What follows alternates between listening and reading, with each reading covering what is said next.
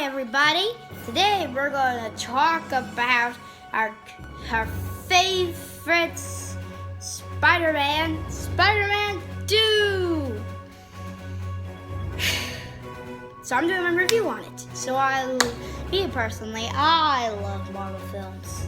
And for a point of fact, did you know that Marvel movies are owned by 3 separate companies? Marvel's most obvious, Fox, and even Sony. And for Sony, they own Spider-Man. Fox owns the X-Men, and Marvel owns, you know what Marvel owns. Yes, I see you. I'm sorry if I creeped you out. I really need to work on it. Anyway, let's talk about Spider-Man 2. And here's my opinion on the movie. Me personally, I love it. I really do. I really do love it. It's great. And I'm going to tell you, and I'm going to list several reasons why it's great. Remember, this is a spoiler-free review. And if I did include some spoilers, I will edit this. Don't worry, this will be edited if I may have said a few spoilers. So, let's start. Start with the beginning. The beginning was pretty funny. The beginning was a pretty funny sequence. I almost laughed on. Just one thing about the movie. They really blend comedy and drama. I don't know when to laugh or when to be sad. Cause I could in almost every scene in the movie, I could feel emotional. I could feel both emotional or be laughing. But this is with Peter's grandma.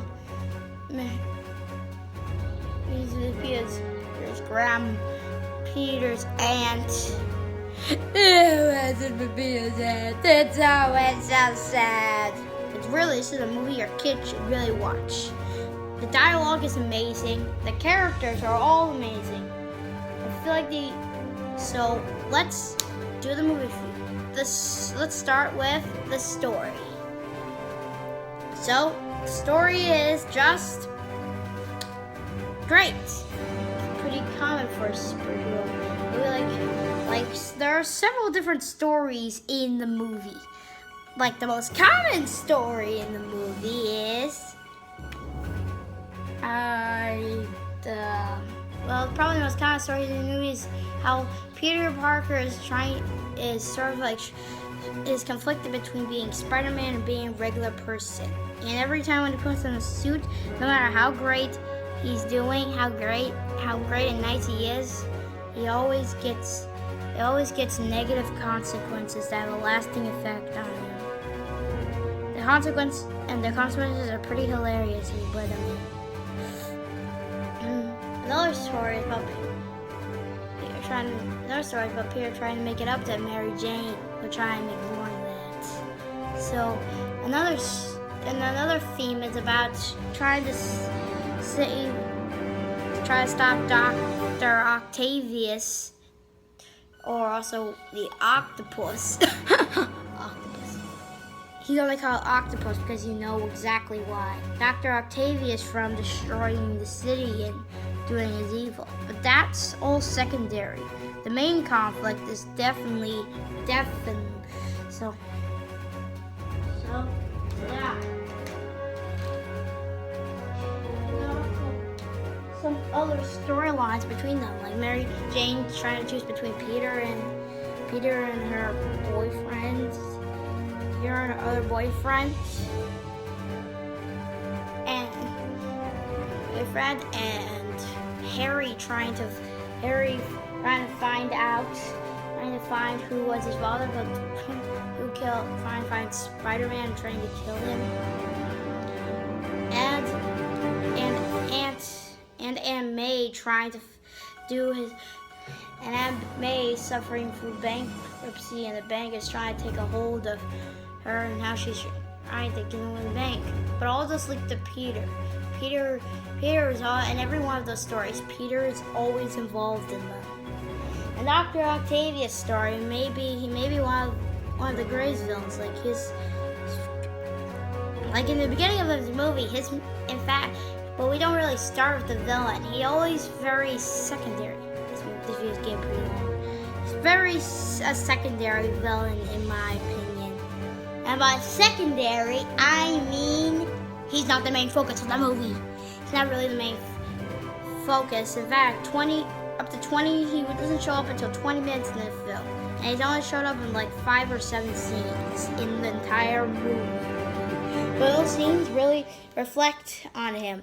At the beginning, he wants to do some world-changing technology, and then it destroys, and its tools ran against it. And then they started controlling him. And then he decided he will stop at nothing to redo his experiment. The whole movie is summarized is like, with great power comes great responsibility, which is always said, and yet it's so effective in this movie.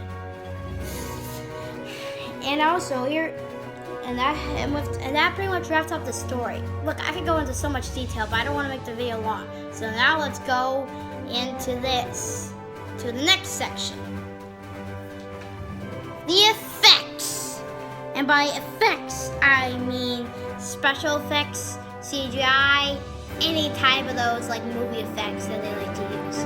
This film is pretty much a great action spectacle. Like, it's a great action movie, but it doesn't really have too much action except of Spider-Man's.